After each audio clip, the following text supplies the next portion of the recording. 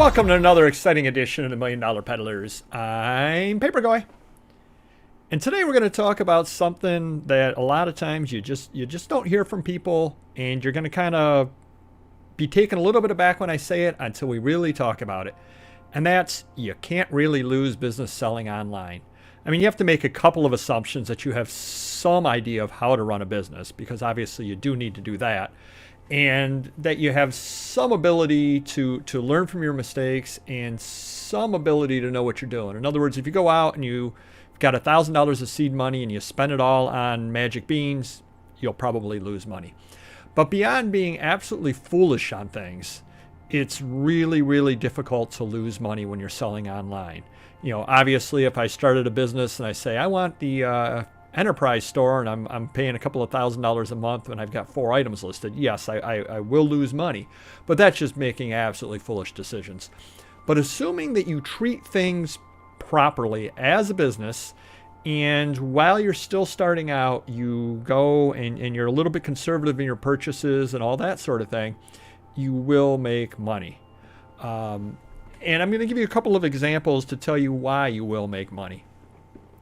About a week and a half ago, I was sitting home on a Saturday early morning, and I said, hey, I wonder if there's any sales going on. You know, and I went on Facebook to check for, various garage sales and sales like that.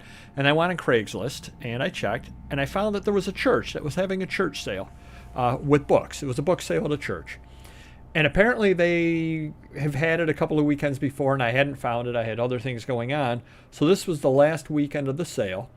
And they had fill a bag with books for $3.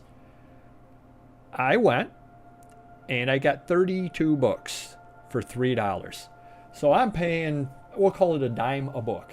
Now, most of them are going to be slow moving items on Amazon, but there were a couple of $30 books in there, and there were a couple of things that I listed on eBay.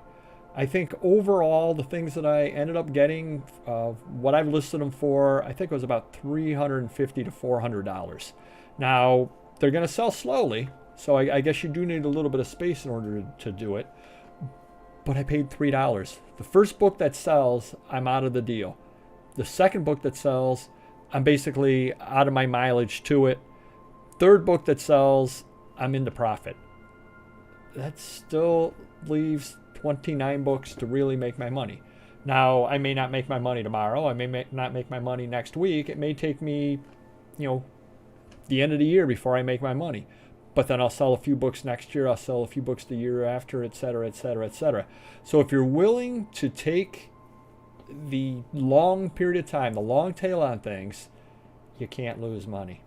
And I'm going to give you another example. I've got a call that I'm going to this coming weekend. I got the call thanks to Mr. Magazine. I actually called him, and then he referred, because he doesn't do anything at all with books. The person's got books. They've got a basement full of books. They gave me a call, and they said, hey, want you to come over, but we're going to figure out our schedule, et cetera, et cetera. They called about a month ago. I said, hey, that's great. No problem at all. They gave me a call back, and they asked when I could come over, and I said, well, how about this weekend? They said, that's great. Come on over. We want these books to go to a good home. We realize you're not going to want them all, so tell us what to do with the books that you don't want. And I said, yeah, no problem. And I did a little bit of research, and I found a local library that does have a sale regularly, and they actually are taking donations, so I've printed all that information out to provide her. And then she said, I don't want anything for the books. Just take the ones that you want. Now, I don't know what she has yet. I don't know how many books I'm taking. A quick tip to you, though, do bring boxes. I've got some boxes that I'm going to be putting in the car so I can load things up and take them. She may very well have nothing that I want. She may have an entire library that I want. I really don't know at this point. She inherited them, and she just needs them out of the house type deal. And I probably, unless I'm taking 3 or 4 books, in which case I probably will just take 3 or 4 books. But say I fill up 5 boxes worth of books. I'll throw her something because I definitely do appreciate it, and there is some value in whatever I'm taking. But let's say I took her at her word and I didn't give her anything for them. I could take the entire library. She'd be happy with that. And again, I don't know how many books she has, but say she's got 500 books. You get $500 for free. You're going to make money. I don't care what they are, whether you sell them on Amazon, whether you sell them on eBay, whether you take them and put them together into lots by genre and sell them, you are going to make money.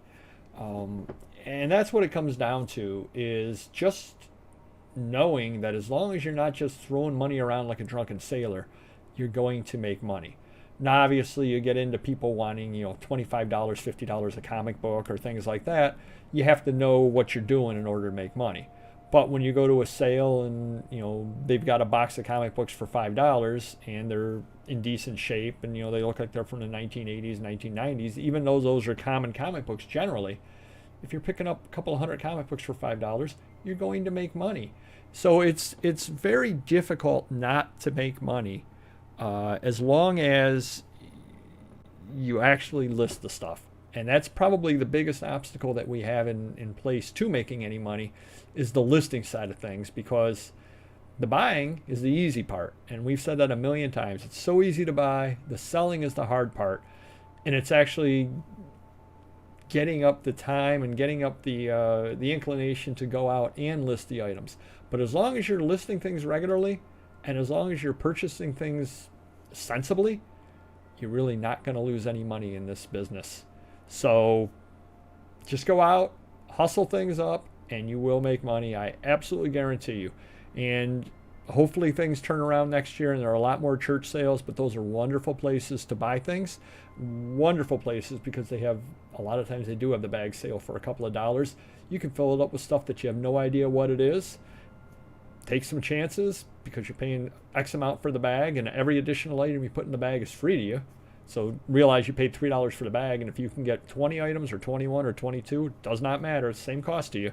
So put some things in that you just don't know about, because you get home, you do some research on it.